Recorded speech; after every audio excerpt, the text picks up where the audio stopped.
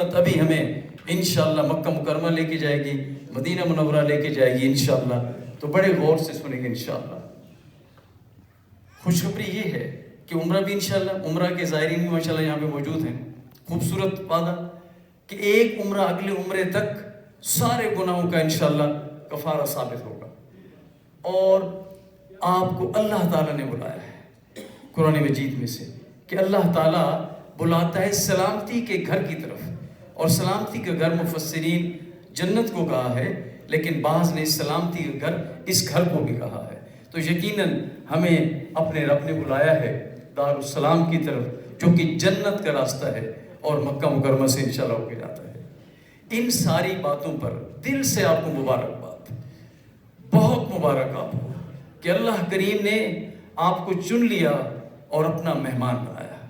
حضرت ابو ہریرہ رضی اللہ تعالیٰ عنہ سے روایت شدہ خوبصورت حدیث آپ کے سامنے کہ نبی کریم صلی اللہ علیہ وآلہ وسلم نے فرمایا کہ حج اور عمرہ کرنے والے یہ اللہ کا وفد ہوتے ہیں، یہ اللہ کے مہمان ہوتے ہیں، اور جب یہ اللہ کے سامنے اپنے ہاتھ پھیلاتے ہیں اللہ تعالیٰ ان کی دعائیں قبول فرماتے ہیں، اور جب اللہ تعالیٰ سے اپنے گناہوں کی معافیاں مانگتے ہیں تو اللہ تعالیٰ ان کے گناہ معاف کر دیتے ہیں۔ تو اللہ تعالیٰ انشاءاللہ ہماری خطائیں بھی معاف کریں گے، ہماری دعاؤں بھی قبول فرمائیں گے انشاءاللہ۔ اس کے لیے سب سے پہلی جو چیز ہے وہ ہے نیت۔ نیت اللہ تعالیٰ نے فرمایا وَأَتِمُّ الْحَجَّ وَالْعُمْرَةَ لِلَّهِ کہ حج اور عمرہ کس کے لیے جی؟ اللہ کا، سبحان اللہ، اللہ تعالیٰ ہم سے راضی ہو جائے، بس یہی ہماری نیت ہے ہمارے حج کے سفر کی اور ہمارے عمرہ کے سفر کی۔ اور ہم یہ جو جلدی کر رہے ہیں اپنے رب کے پاس جانے کے لیے، اپنے رب کے گھر جانے کے لیے، حضرت موسیٰ علیہ السلام سے جب طور پہ لے کے تشریف لے گئے، اللہ نے پوچھا اے موسیٰ آپ نے کیوں جلدی کی آنے کی؟ تو آپ نے کیا فرمایا؟ یا رب میں تجھے راضی کرنے کے لیے آیا ہوں۔ اے اللہ ہم بھی تجھے راضی کرنے آ رہے ہیں، توفیق تیری ہے مالک، کرم تیرا ہے، لیکن ہم آ رہے ہیں تجھے راضی کرنے کے لیے، ہم سے بہت خطائیں ہو گئی۔ اس لیے جب انشاءاللہ یہ سفر شروع ہوگا اللہ تعالیٰ خوبصورت وقت میں ہمیں توفیق دے، 2 رکعت صلاۃ التوبہ پڑھیں گے انشاءاللہ، اور اللہ تعالیٰ سے اپنے گناہوں کی معافیاں مانگیں گے پہلے ہی انشاءاللہ، اور پھر اپنی خطائیں بخشوانے کے بعد وہاں بھی بخشنی ہے، لیکن ہم تاکہ یہ سفر بھی خوبصورت انداز میں کریں، پھر اپنا سفر کا سامان لیں گے۔ انتظامی امور کو ہم آج کم ٹائم دیں گے، کیونکہ پہلے بھی آپ نے سنا، بات بھی سنیں گے، تو سامان وغیرہ جو سفر میں باندھیں گے انشاءاللہ بتایا جائے گا، لیکن ایک سامان جو اللہ تعالیٰ نے فرمایا وہ لے کے آنا، وَتَزَوَّدُوا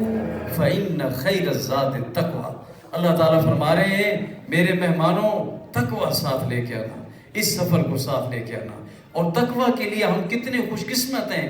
اللہ تعالیٰ اب ہم پھر رمضان المبارک نصیب عطا فرماتے ہیں،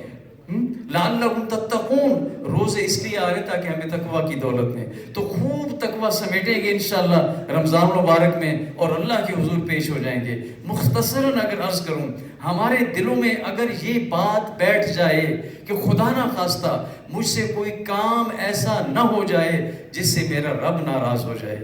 یا دوسرا اس کا پہلو کیا ہے، مجھ سے کوئی ایسا کام رہنے نہ پائے جس سے اللہ راضی ہوتا ہے، تو یہ سوچ لیں گے انشاءاللہ ہم چلیں گے، کیونکہ اللہ تعالیٰ نے فرمایا کہ یہی بہترین زاد راہ ہے۔ قلب و ذہن کی اصلاح کرنی ہے، اللہ تعالیٰ نے ہمیں ایک دل عطا فرمایا، سب کچھ ہمارے جسم میں، سب کچھ کی بجائے میں یہی کہتا ہوں کہ بہت کچھ دو ہے، آنکھیں 2، کان 2،